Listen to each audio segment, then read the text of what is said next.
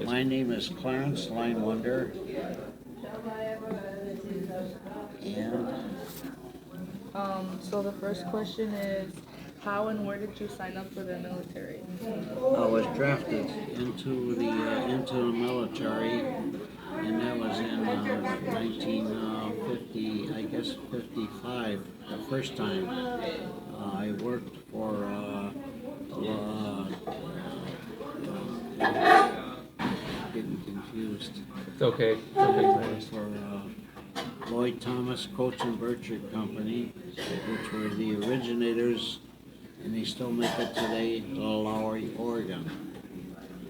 And we had a government contract, and it was 6 months of that contract. And then if the contract was ended or terminated, then I was drafted into the armed forces.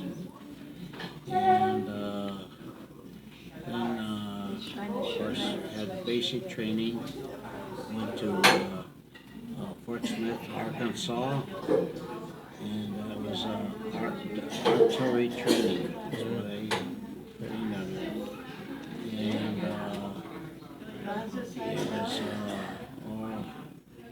I guess, right before that, in Korea, there was an artillery battalion that was overtaken by the North Koreans, and they call that the triple nickel. A triple nickel? Triple nickel. Why'd you call it triple nickel? Because it was 3 5s. Oh. They call it triple nickel. And when that occurred, the South Korean rock troops, or so, they pulled back from the line. The artillery actually is supportive of the infantry. They pulled back. They did not notify the artillery battalion of their pullback. When daybreak broke, what happened is the Korean soldiers just marched right in and took over the artillery battalion. And it was hand-to-hand combat. They had no knowledge, virtually, of hand-to-hand combat. And they wiped them all out and took over the whole battalion, guns and everything. So that's the next question. How old were you when you got drafted?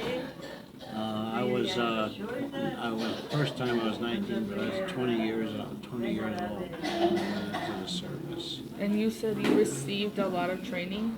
What kind of training did you receive? That was the general basic training, artillery training, and then 6 weeks of infantry training.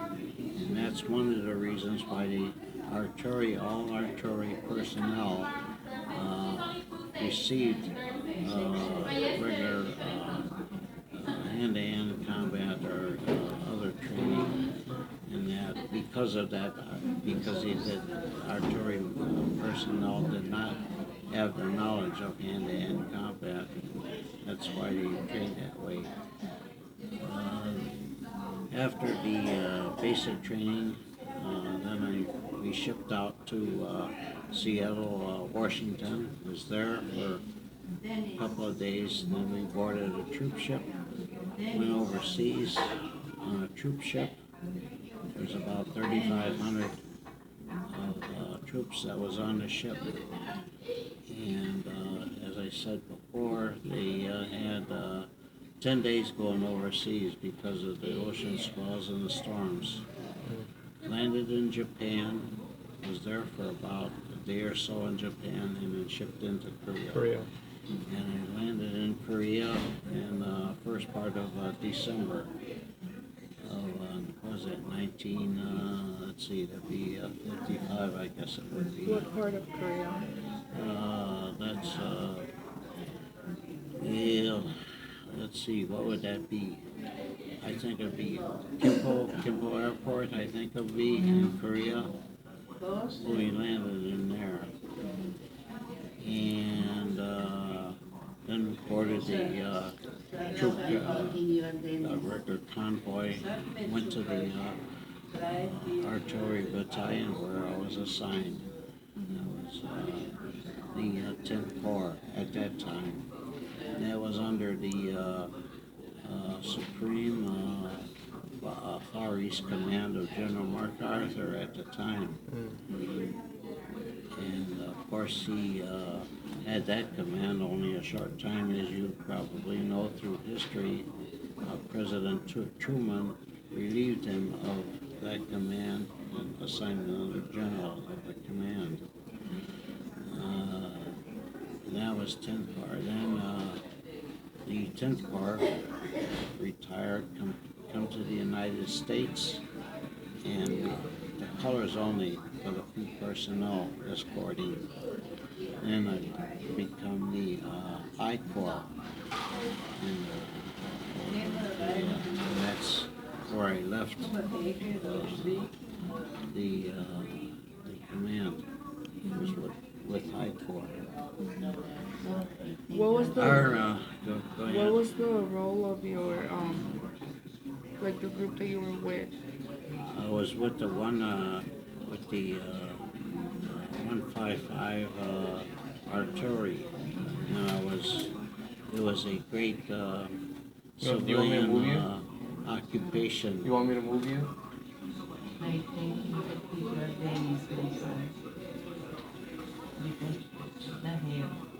Oh. Need one DH has to come. That happens quite often. Yeah, no problem. Next question. What do you most remember about the war? Like, what's like the one moment that you will never forget? Where do you want me to take you? Well, going overseas and landing where we was at, because we was right on the front line. We was right where the DMZ is. I would say, it